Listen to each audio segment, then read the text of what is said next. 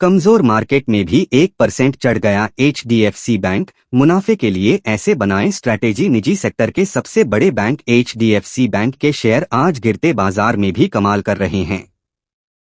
इसके top management में बड़े बदलाव का पॉजिटिव असर दिख रहा है। इक्विटी बेंचमार्क इंडेक्स औंधे मुंह गिरे पड़े हैं। वहीं दूसरी तरफ एचडीएफसी बैंक के शेयर 1% से अधिक उछल गए। जानिए एक्सपर्ट्स का क्या रुझान है। निजी सेक्टर के सबसे बड़े बैंक एचडीएफसी बैंक के शेयर आज गिरते बाजार में भी कमाल कर रहे हैं। इसके टॉप मैनेजमेंट में बड़े बदलाव का पॉजिटिव असर दिख रहा है। इक्विटी बेंचमार्क इंडेक्स औंधे मुंह गिरे पड़े हैं। वहीं दूसरी तरफ एचडीएफसी बैंक के शेयर 1% से अधिक उछल गए। बैंक ने जुलाई में एचडीएफसी के साथ विलय के बाद अपने टॉप मैनेजमेंट में पहली बार बड़ा बदलाव किया है। इसके चलते आज शेयर इंट्राडे में बीएसई पर 1.25% उछलकर 1526.75 रुपए पर पहुंच गए। दिन के आखिरी में यह 1.52% की बढ़त के साथ 1530.80 रुपए पर बंद हुआ है। क्या हुआ है टॉप मैनेजमेंट में बदलाव। करीब 3 साल पहले अक्टूबर 2020 में एचडीएफसी बैंक ने आदित्य पुरी की जगह शशिधर जगदीशन को सीईओ और एमडी की जिम्मेदारी सौंपी थी। उसके बाद से अब टॉप मैनेजमेंट में दूसरा बड़ा बदलाव हुआ है।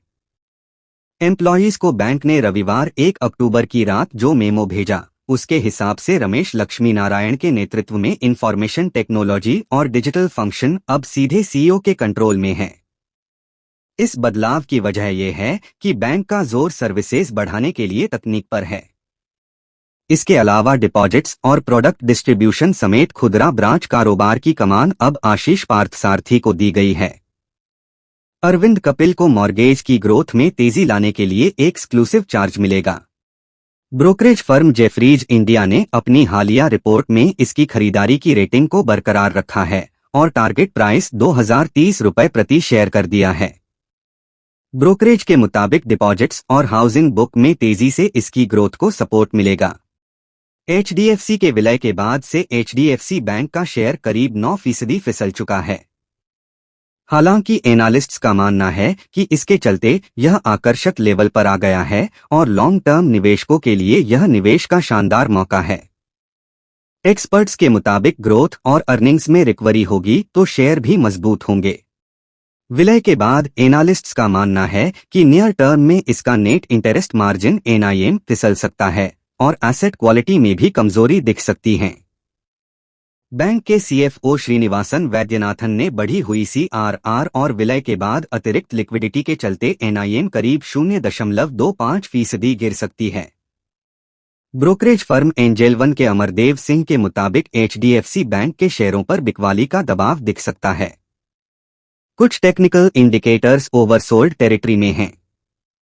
अमरदेव के मुताबिक यह 1470 से 1500 रुपए के सपोर्ट जोन के काफी करीब है। उनका मानना है कि ऊपर चढ़ने पर इसे 1560 से 1600 रुपए के लेवल पर तात्कालिक रेजिस्टेंस झेलना पड़ सकता है।